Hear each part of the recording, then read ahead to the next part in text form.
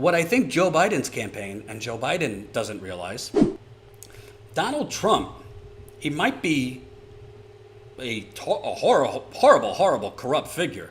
He might be a racist. He might be an Islamophobist. He might be a rapist from all the allegations. But he's one of the most gifted politicians we've ever seen in this country. I mean, you got to give credit where credit is due. Partially because he's one of the most gifted bullshit artists in American history. Do you not think that if polls show Donald Trump down 10 to 15 points, Donald Trump, like that, wouldn't say, immediately, Medicare for all. Immediately, Medicare for all. Do you not think Donald Trump immediately would latch on to Rashida Tlaib's legislation of we need replenishable every month $2,000 debit cards for Americans and just say it was his idea? You don't think Donald Trump would do that? You don't think that's going to happen? Because I got news for you. That's going to happen. Donald Trump will outleft Joe Biden and Nancy Pelosi, who currently Joe Biden and Nancy Pelosi's big idea to combat the economic devastation of coronavirus is expand COBRA, which would be a giant sexual favor to private insurance companies, a bailout for K Street and lobbyists, 501c6 organizations. The Republicans will let Donald Trump do whatever he needs to do because the Republicans do not want to lose the White House. Because if the Republicans lose the White House, a Democratic president could slow down their race to basically filling the entire United States judicial system with Republican judges. So Donald Trump might go further left than Bernie Sanders even to win re-election. And guess what? If he could do it in August and September and get money right away to people, people are not going to be looking at the numbers in real time. They're going to be looking at the trajectory. They're going to be looking at, do things look like they're going up? Do things look like they're getting better? I think Donald Trump could very likely push some type of national paid sick leave come the summer, early fall. And what is Joe Biden going to do? He's not going to match that because his donors won't let him. He's going to continue running on, restore the soul of the nation. Trump has destroyed norms and, our systems. Trump operated too late. There's no actual policy or substance to Biden's campaign. It's all Trump is the Antichrist. Trump is awful. That's how Hillary Clinton ran, and that's how Hillary Clinton lost. And, by the way, there's another element here that I think we need to look at. If Joe Biden is telegraphing, because again, these stories don't go out without the campaign leaking it to their preferred media outlets. Joe Biden's campaign leaked this out so that people would know that's their strategy to appeal to moderate Republicans, never Trump Republicans. They're not appealing to progressives.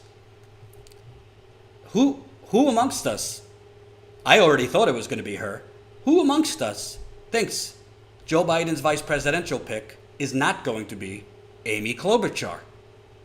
If he's playing to Republicans, if he's playing to moderate Republicans and never Trumpers, well, they love them some Amy Klobuchar. Not Kamala Harris, not Stacey Abrams, not Gretchen Whitmer. They love Amy Klobuchar because she's another Republican in Democrat clothing. Well, I got news for you. Hillary Clinton lost. I'll repeat it for you, give you the numbers. Hillary Clinton lost because she lost 5% among African Americans compared to Obama 4 years before her. So 2016, she had 5% less black people than Obama had in 2012. She had 5% less Latinos than Obama had in 2012. And she had 6% less 18 to 29 compared to Obama in 2012. That's why she lost. It wasn't Putin. If Joe Biden picks Klobuchar, let me tell you something.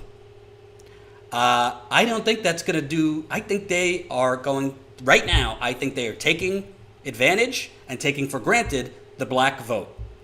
His advisors, who most of them are former Obama people.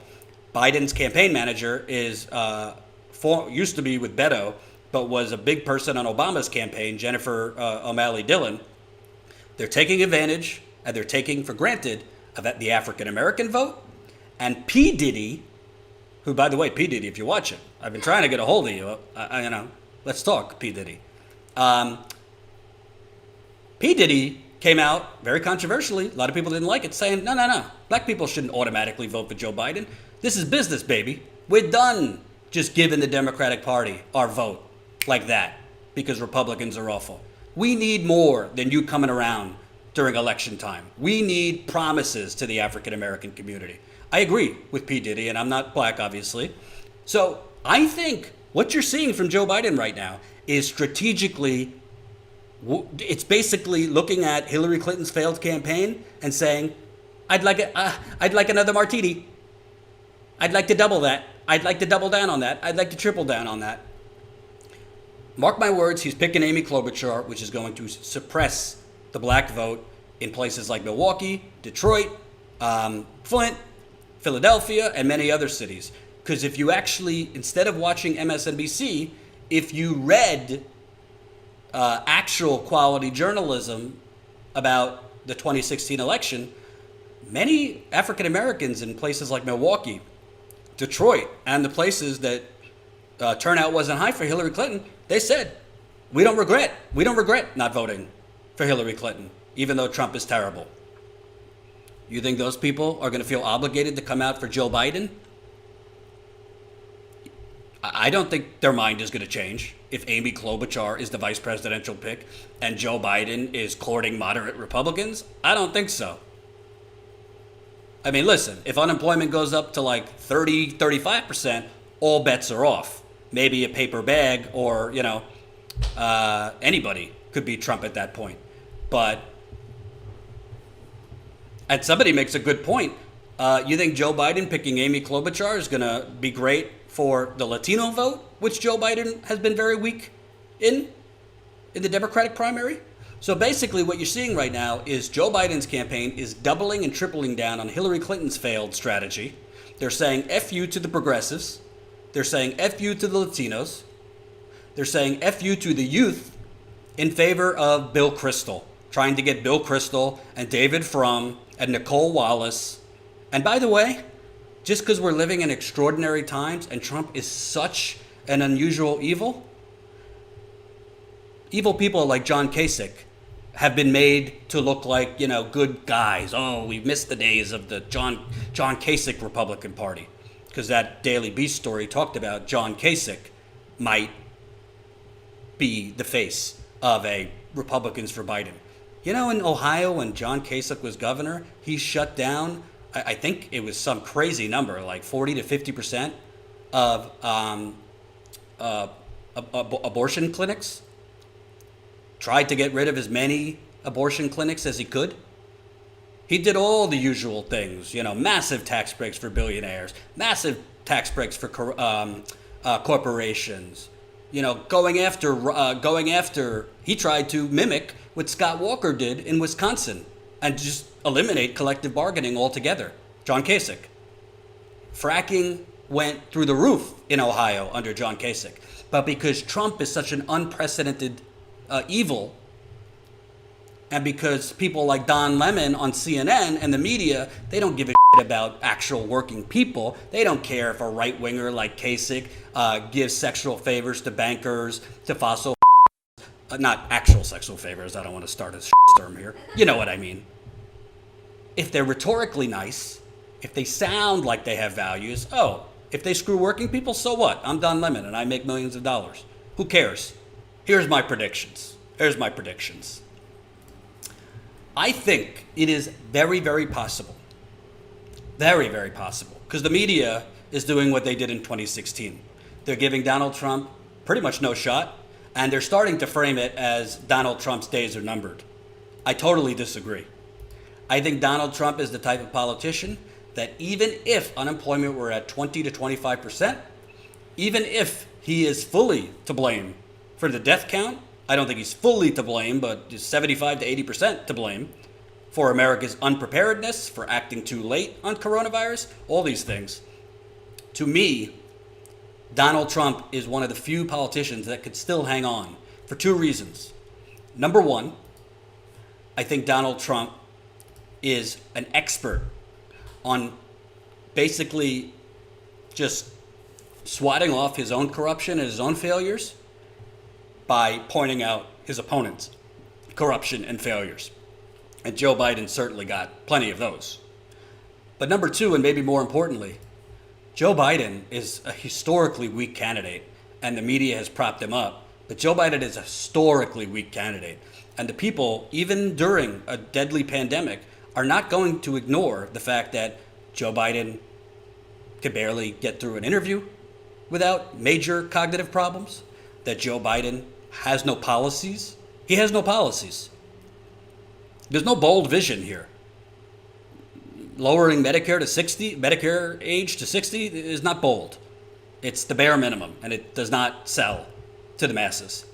Joe Biden, might have worked in the primary, but he might have the older African-American vote. Doesn't mean he has the millennial vote or the under 40 vote. Same thing goes for the Latinos.